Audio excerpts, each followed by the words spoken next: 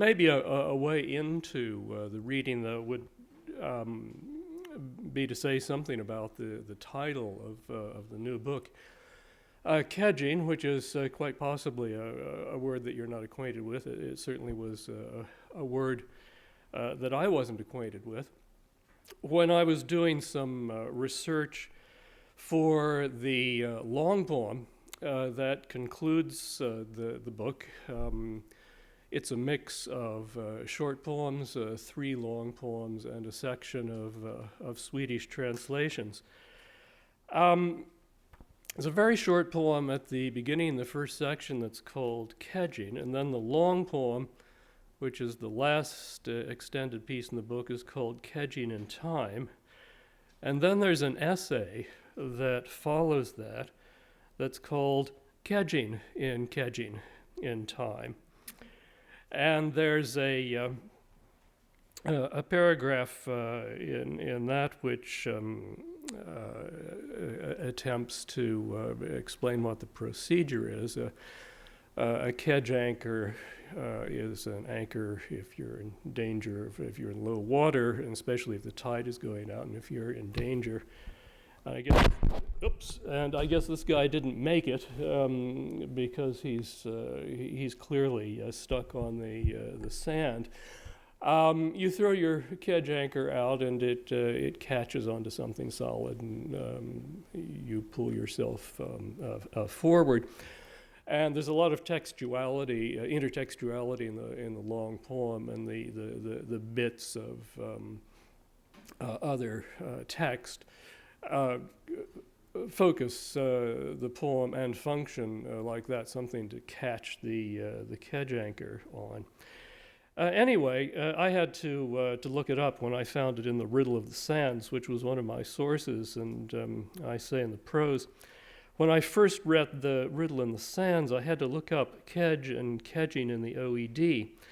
In seconds, I had on my screen just the kind of list I like: ketchel, ketchen, keckle, keksy, kedda, kedge, kedge anchor, kedger, kedging, kedgeway, and immediately wrote a short poem bouncing phrases off these K's. Katie sang the Tommies and the sailors shipped to foreign ports. And the poem is set mostly in World War I. The phrases included some that find their way into the present longer poem when its poetics, as it were, is made plain. And those lines are, and this is all you'll hear of the long poem: what's the future of the future tense? What's propitious in the past? Passing through the present, kedging's all you're good for. With a foot of water under you, the tide gone out, the fog so thick you can't see lights at Norderney, but enter history in spite of that. Enter history in spite of that by sounding out its shallows with an oar. It's something like the poetics for the longer poem. The shorter poem up front is just called Kedging, and it has a couple of numerals in it. The 4 and the 5 and the 6 are Arabic numerals, which turns out to be fairly important later on. Kedging's all you're good for, someone said, is what you're good and for it, not to fear, oh, all your goods so far, your good 4, your goods 5 and 6, with a little tug at warp. So by a hawser, wind your head about, 39 among the sands your steps, or riddle there who may have sailed the old is old now, old and addled, angling still for some good luck. So labor, lad, when other moiety of men tugging hard at kedge and hawser drew from us the sand, brisk and lively in the dialect East Anglian, ain't so well as I was yesterday, for I was then quite kedge, even though I pull and persevere, I'm blown to windward, winding still, warping so as not to weep, caging as I can. The section title of the 20 or so short poems in the beginning of the book is post anecdotal, and I never could manage to be post anything to my satisfaction when suddenly everybody had to be post this or that, and I felt rather desperate. Posthumous seemed a possibility. Post-adolescent. James Wright used to say, he has in a poem, that he wanted to write the poetry of a grown-up man, and I always thought, I'd really rather write the poetry of a arrested adolescent myself, and I fear I do that in here from time to time. The post-anecdotal poems are just anecdotal poems. To sound even a little bit sillier, there's an epigraph to this section attributed to Will Kemp, the Shakespearean actor. "Cannot you stay until I eat my porridge?" Why, yes. Do by all means. Stay until I eat my porridge. Anyway, the first poem in post-anecdotal is post-anecdotal, which has to do with trying to remember. I'm sure you've all done this. Tried to remember the first thing in your life that was conscious, and it doesn't work very well. I mean, Proust was right about that. It's the involuntary memory that comes out of somewhere, your Madeline and tea or some other sense experience, and knocks you down. But it's also interesting to keep thinking back, and this is thinking back consciously. And then what? Then I thought of what I first remembered. Underneath some porch with Gide. Oh, not with Gide, but after years and years, I read that he remembered what he first remembered. And it was that. Not this. Someone calling me, Johnny, Johnny. I was angry, hid. It was humid summer evening. I hid there sweating in the bushes as the dark came down. I could smell the DDT they'd sprayed that afternoon. It hung there in the air, but so did the mosquitoes that it hadn't killed. Johnny, oh, I'd not go back at all. I'd slam the door on everyone. I'm going to read this a little earlier than I'd planned to, because I know Bob has to go teach a class. And we, when we were living in Cambridge together, had a great friend in common, a Swedish poet and critic and thinker and teacher in Cambridge, called Göran Prince Paulson. And he was a dear, dear man, and helpful in many ways to both of us.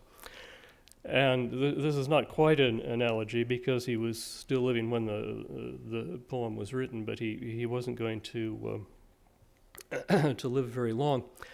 The Swedish words in the poem mostly come from Ingmar Bergman's Wild Strawberries, which in Swedish is Smolströmtalet, as best as I can pronounce it. Smoltron is a wild strawberry. A jordgubbe is an ordinary strawberry. And a Jubeldoktor is an honorary degree. Do you all know Wild Strawberries? Do people still see that great Bergman film? If you don't, you certainly must, at least by the weekend. Max von Sydow is in it in a small part. Oddly, he's a filling station attendant. Rather than a knight returning from medieval wars, as he is in the Seventh Seal. But Max von Sydow liked Euron's poems and used to give private readings of them to select audiences. So the poem is in and out of that movie and in and out of my experiences with Euron, both as a friend and a collaborator. We co-translated a lot of Swedish poetry. Smoltstron stallet. And someone saying, yes, but Euron doesn't really speak good Swedish. I looked up, perplexed. Scanian, he declared. He's from the south. As all of us, Dr. Isaac Borg and Marianne, Sarah, Anders, and Victor, Susan, John, and G. Prince Paulson headed down to Malmö and to Lund. Smoltron's not the same as Jordbuga, said a man in dark glasses sitting right behind us in the Lane Avenue Park Cinema, Columbus, 1959. A headless clock, a coffin falling from the hearse, and top-hatted ancients walking to their Jubeldoktor honors. Borg having dreamed his way from Stockholm, Sarah both his lost love and late 50s girl, just like my Susan, flirting with the guys in the back seat, chewing on her pipe. What did I know then of time, of memory, of age? And who would watch a movie wearing heavy shades? We looked behind us, and he nodded in a formal way. Euron, 10 years my senior, was writing poems in Malmö that von Sydow liked to read, Max, as he called him, who spoke his Swedish very well, whether as a knight in the Seventh Seal or there before us pumping gas in Smoltstronstallet. Or when reading Euron's poems to a little group of connoisseurs. But Max doesn't get it when the doctor says, mostly to himself, perhaps I should have stayed.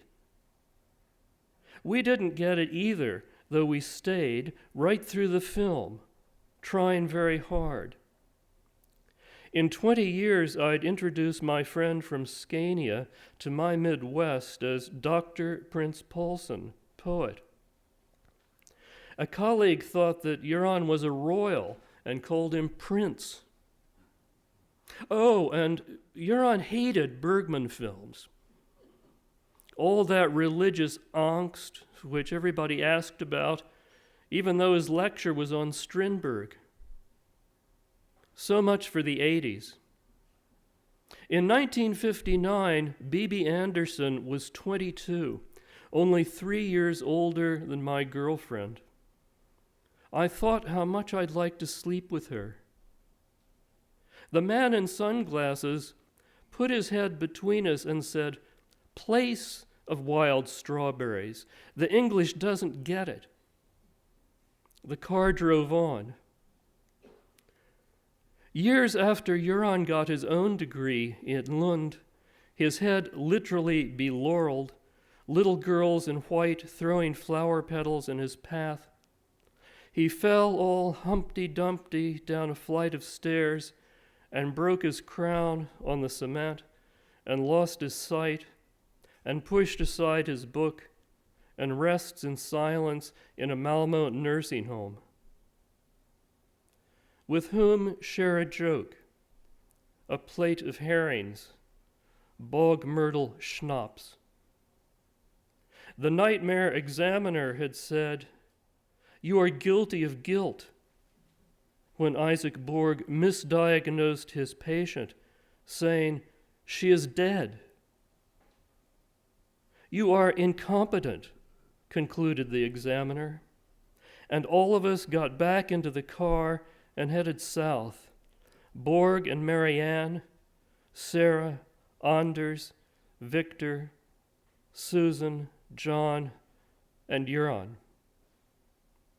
and the man with heavy shades.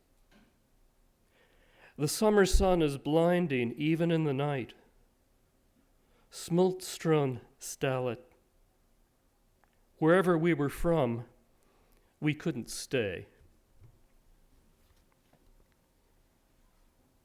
This is or was the anthology that everybody in my generation grew up with, Oscar Williams' pocketbook of modern verse. And I had one of those Harvard book bags that nobody carries anymore since backpacks came along, and other, what did they call them? Accessories, yes, accessories. My Harvard book bag was hardly an accessory. And I also had a motor scooter and rode up and down during the rainy season from Mountain View to Stanford. And I think I was wet for about 4 months. Anyway, the Harvard book bag was tied onto the fuselage of this contraption, and it fell off on El Camino Real, and I dragged it most of the way up to Stanford. So that's why it has this sanded look to it. So the first third of the book or so is sanded, which makes it again very postmodern. You read bits of Walt Whitman on either side of the page, but not in the middle. The poem is called Oscar, and there's an elliptical allusion, of course, to the movie Oscars. And right away, I mention Don Allen and Don Hull, the next generation of anthologists, and the battle of the anthologies, the New American Poetry Anthology and New Poets of England and America. After which, not much was heard of Oscar Williams. Anyway, Oscar. Not the movies, poems. And before the days of Dons, Allen, and Hall. Oscar Williams, pocket paper books of modern verse. Also little treasuries, also mentors, and revised the Palgrave. Held now in contempt or just forgotten, pocket modern was the Bible of my teenage faith. More than 500 great modern poems bulged in my pocket like a wallet stuffed with cash. There was the Genesis, Emily, Walt. There was the Exodus, poets still in their prime. Those summers I worked for minimum wage at the state auditor's office, Columbus, I loved best what I least understood. My blood pulsed pizzicati when I smuggled lines of Wallace Stevens in reports I typed. Entirely by the numbers, Ohio's new electric royal hopped to dollars and cents in the tables I prepared, tabs jolting me over the page, 10s and 20s and 30s of things, hundreds and thousands and millions. If money was a kind of poetry, was poetry a kind of money too? 2,384,958. A violent order is disorder, plus 3,179,265. A great disorder is an order. These two things are one. No superior collecting my reports seemed to notice a thing, so I kept it up all summer long. Stephen's Oscars bled into the numbers, then took over, like a sense of sleight of hand, like tootings at the weddings of the soul. Poolside and lakeside, myself I sang for Susan, where in slim adolescence she did all but strip as Yeats's music fell from Pan's, Disco's, Delphic oracle, and we saw goat head, breast, bikinied bottom in the pages of a book dedicated 1954 to the memory of Dylan Thomas, major poet, great man, immortal soul. 30 pages of the great man, 15 pages of George Barker, 10 of Oscar himself, 1 by the other Williams, W.C., none by T.S.E., who offered none, thinking I discovered later that my much revered anthologist was self-serving. Vain. In what vein was Auden's "Pray for me and for all poets living and dead, for there is no end to the vanity of our calling"? I skipped that at the time and flew with hawk and helmeted airman, beckon your chosen out. The chosen still included Masters and Bridges, Masefield, Lindsay, Wiley, Whaley, Houseman, Muir, Millay, and Frederick Mortimer Clapp. By the time I'd sanded 50 pages, like a deep valley cut through mountains, when my Harvard book bag, tied onto the luggage rack of the motorbike I rode those days, fell and was dragged half the distance from Mountain View to Stanford, many an Oscar was maimed.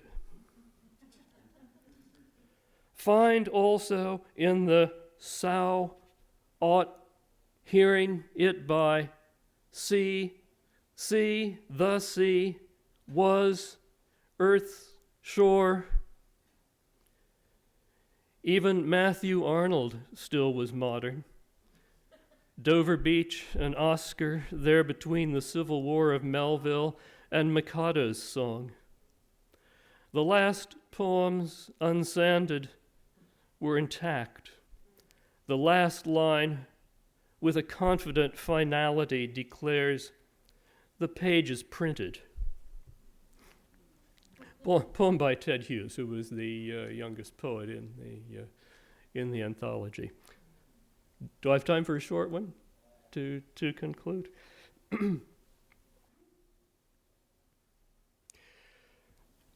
This is an elegy written for a student of mine who went back from the Midwest to South Africa, where her parents had worked in the nationalist cause for a long time.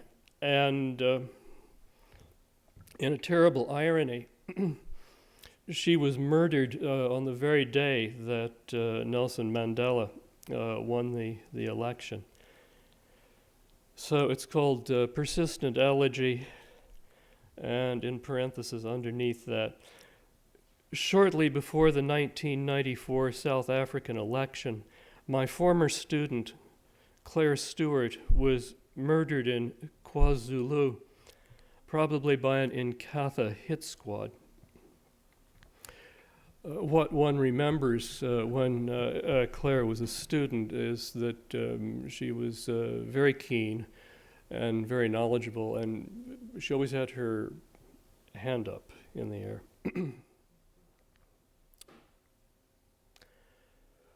And now at last, Nelson Mandela's elected. But what of my student, Claire?